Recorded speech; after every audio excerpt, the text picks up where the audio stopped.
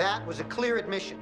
I didn't hear him admit anything. Okay, it was a tacit admission of an illegally obtained confession, making, as Your Honor opined earlier, the whole kit and caboodle inadmissible. It's irrelevant. We've got the girl's testimony connecting the defendant. Only you wouldn't have the girl if Fontana didn't get medieval on him. Plums of the poisonous tree, Your Honor. Without Fontana's abuse, my client wouldn't have told him that the girl was on the boat, Fontana wouldn't have located her, and she certainly wouldn't have been in the courtroom to connect him to anything. Please tell me you got something to link him to the robbery, Mr. McCoy. In that case, Your Honor, I move for a complete dismissal of all charges. Wait.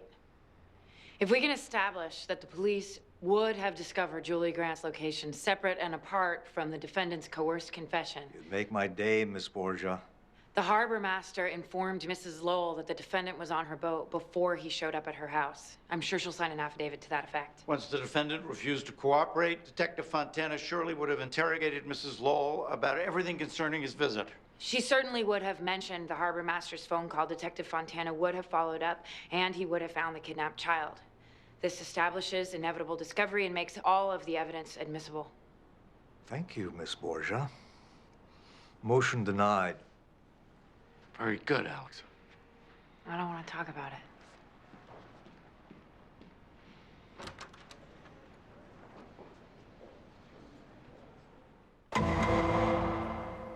Detective Fontana extracted from my client what we in the legal biz call a coerced confession. How do we know this? He told us so himself. That's how.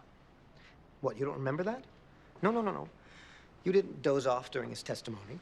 Let me, as they say, refresh your recollections. Detective Fontana was sitting right there, and I asked him directly if he used certain specific abusive acts to encourage Mr. Lowell to talk. Of course you remember. That's when Mr. McCoy got all red in the face and screamed something about prejudicial testimony. My question is, do you remember Detective Fontana ever saying, "No, I did not commit those brutal acts"? I sure don't. Where I come from, if someone accuses you of something barbaric and you don't deny it, well, do we, as good citizens of this great state, really want to give our stamp of approval to such conduct by our cops? When you talk about it amongst yourselves, what I want you to do is weigh, on the one hand, Detective Fontana kicking in a door, and on the other, Mr. Lowell knocking politely on Julie Grant's door and asking if he could come in. On the one hand, grabbing Mitchell Lowell's neck. On the other, giving Julie a piece of candy. Shoving a gun in his eye. Taking her on a boat ride. Dragging him across the room by his neck. Holding her hand so she wouldn't be scared.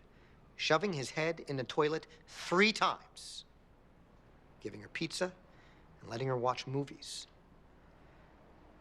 Legal. Illegal. How can that be?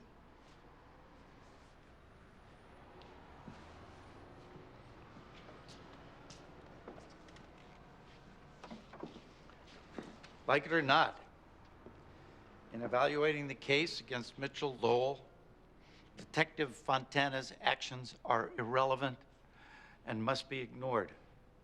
Like it or not, the law says that you must focus only on what the defendant did. I'm realistic. I know you're good people. And as such, it's next to impossible that you could ignore what you heard or didn't hear in this courtroom. And I also know that by asking you to weigh the defendant's actions against the police officers, Mr. Dworkin is in effect appealing to your fundamental sense of fair play. Is that a bad thing? Heck, what's good for the goose is good for the gander. We all know that. Fairness is all. Or is it? Does Mr. Dworkin's fairness leave any room for justice?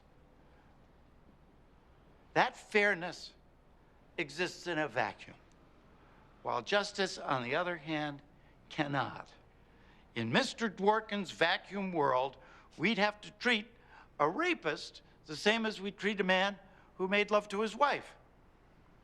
After all, they've both performed the same physical act. It's only fair. In Mr. Dworkin's vacuum world, The terrorist must be treated the same as the soldier who tracks him down and kills him. Of course he does. Each of them has taken a human life, and what's fair is only fair. In Mr. Dworkin's vacuum world, the man who takes a little girl hostage while attempting to rob a bank, as long as he feeds her well, must be treated better than a cop who used excessive force in trying to save the life of that innocent child. It's only fair, but is it just? The benchmark of a civilized society is the quality of its justice. In this society, we put kidnappers and bank robbers behind bars.